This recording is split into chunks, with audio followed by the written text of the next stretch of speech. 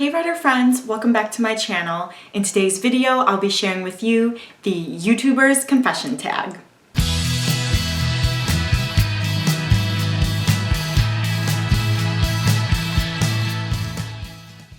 If you're new here, my name is Holly. I'm a writer aspiring to be a published author. If you haven't already, please give this video a big thumbs up, click subscribe to support my channel, and ring that bell so you don't miss any videos. All right, we are going to dig out all of the secrets here today.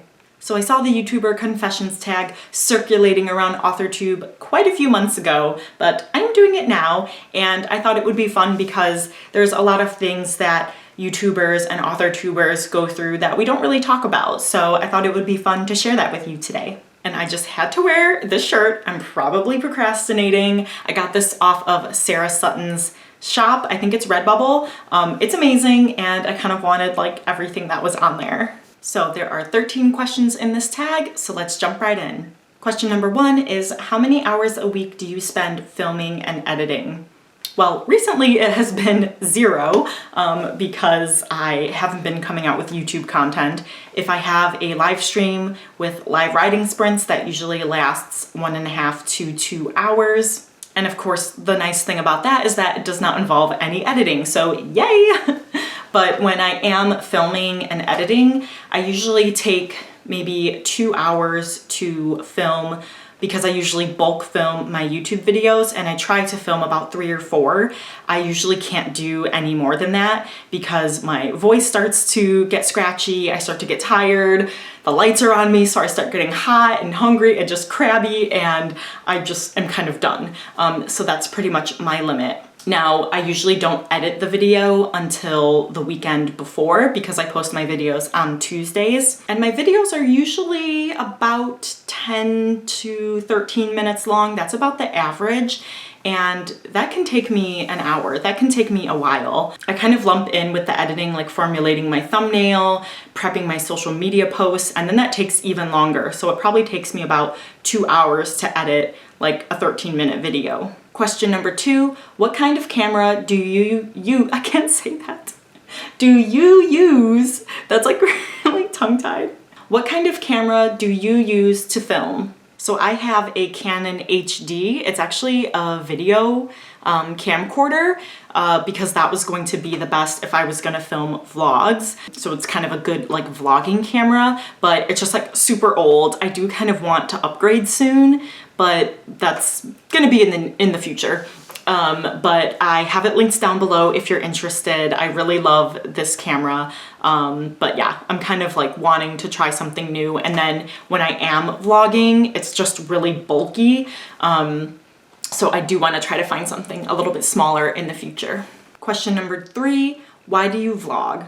Ooh, this is a good question. So I vlog because I wanted to share my experiences, what I learned, and my author journey with all of you.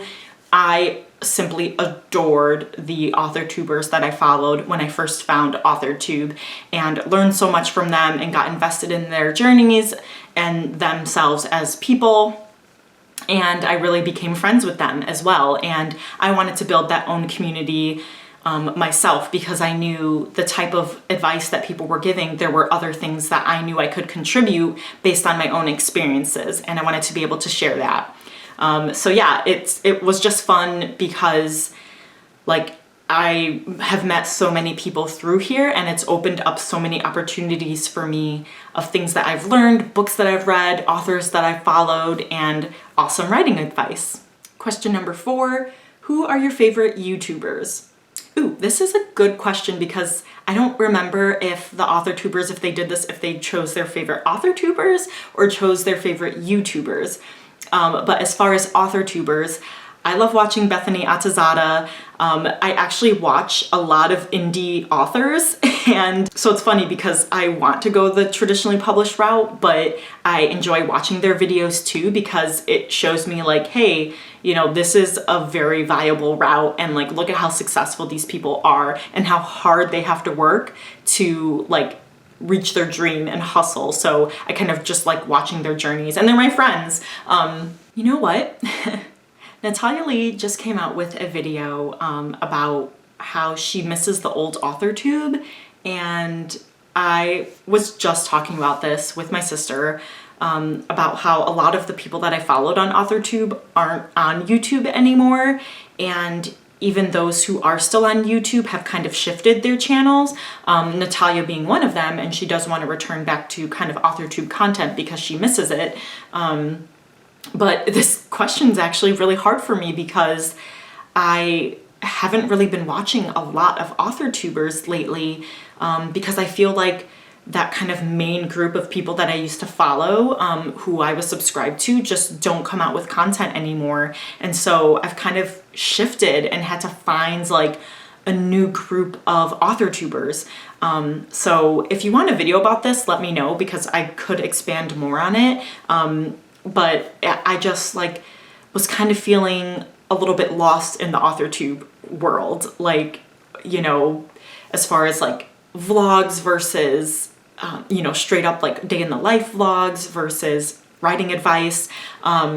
So it's been actually interesting. So I'm going to link the AuthorTubers that I am currently watching down below because like right now it's actually really hard for me to think of some people. So, and some people have taken a hiatus and I like their Insta watches for me, but it's been a while since they've come out with content. So yeah, that's kind of like a to be determined question.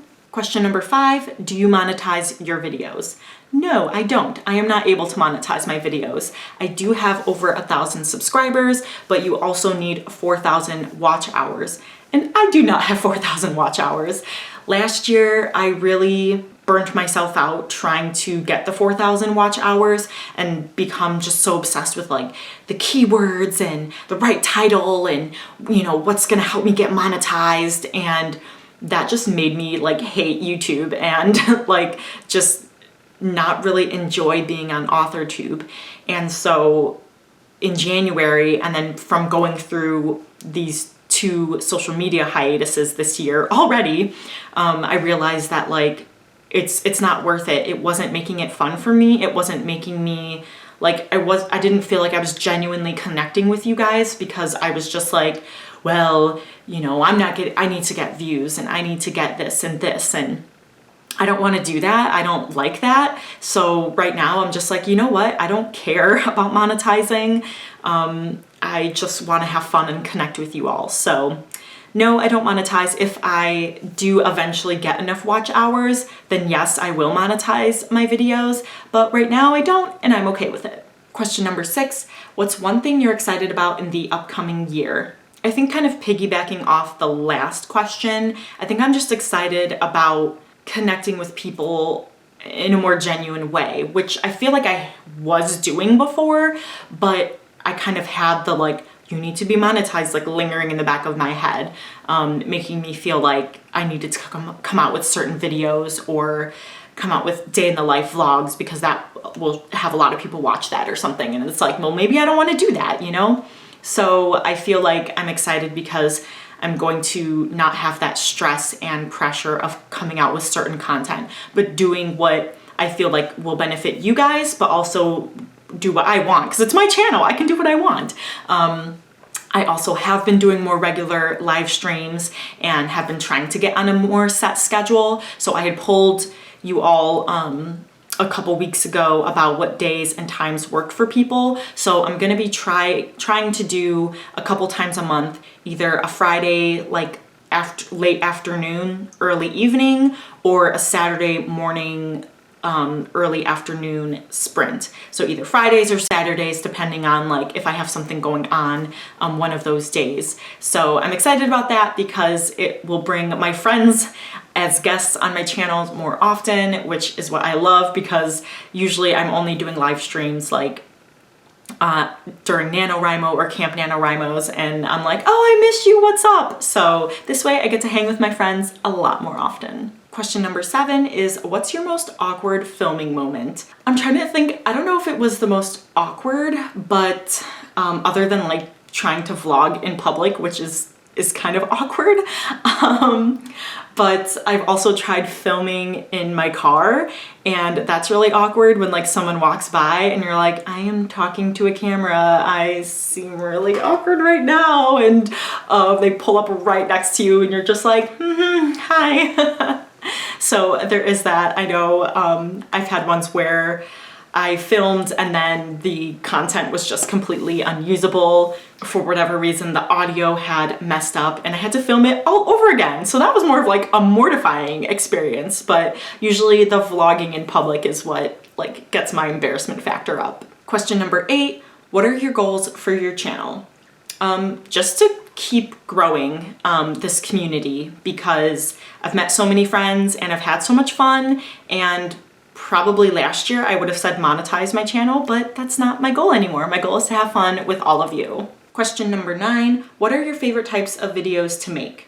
I kind of mentioned this already. So the day in the life writer vlog videos, I do enjoy doing them, but only when I feel like I'm giving something valuable to you guys, because like that's another thing that can kind of be in the whole I miss the old AuthorTube video.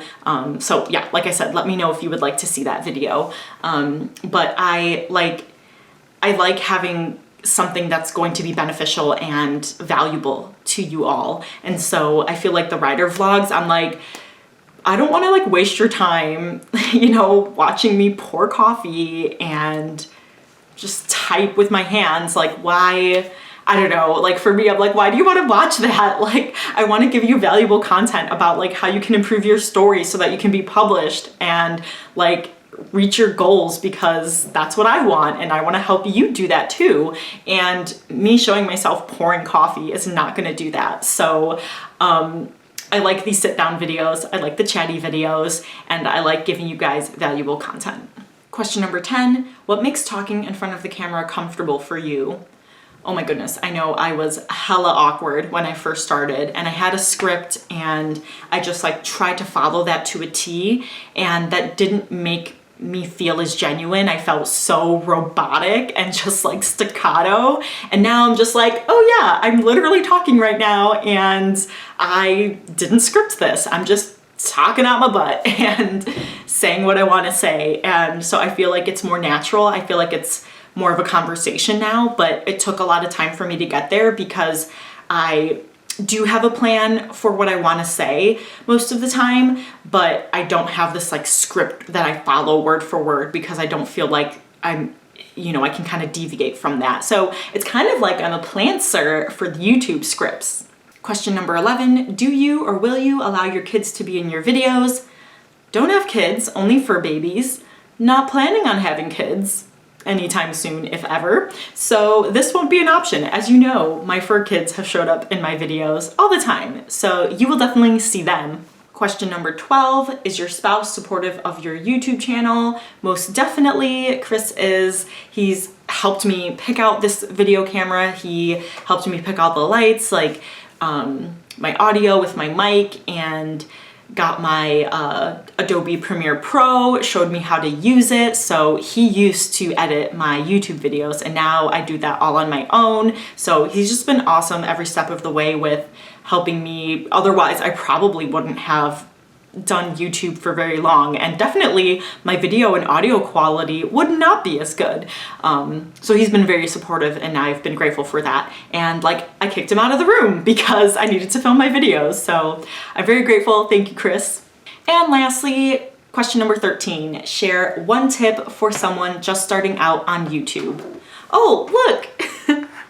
Oh no, my child is on camera. Get them off. Oh no. So Zuko is making another appearance. It's okay for me to show his face.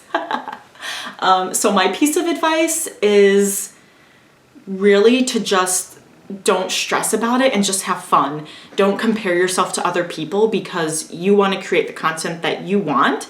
Some people don't want to post writing advice because they don't feel like they're qualified, or that they just don't feel comfortable doing that because they're still learning too. So they want to have those day in the life vlogs and chatty life updates. And then there's other people that all they do is do writing advice because they don't want to show their personal life. So you just need to do what's going to make you happy. You don't need to post 3 times a week and try to monetize your channel in like 2 months if that's not, sustainable for you health-wise. If you want to come out with a video sporadically and not have a schedule, that's fine too. You know, like, don't stress yourself out with trying to follow the rules and guidelines and go and do what everyone else is doing, because that's not going to work out for you. It's not going to be sustainable. So there you have it, the YouTuber confessions tag. Thank you so much for joining me. Let me know in the comments down below if there were any of my answers that surprised you, or if you want to answer any of them yourself. If you have not done this tag already and you're an AuthorTuber or a YouTuber, please feel free to do it and tag me so I can watch it. And if you would like to watch more writer tags, I have a slew of them that I will link in a playlist down below and up in the cards. Thanks so much for watching, and I'll see you guys next time. Bye!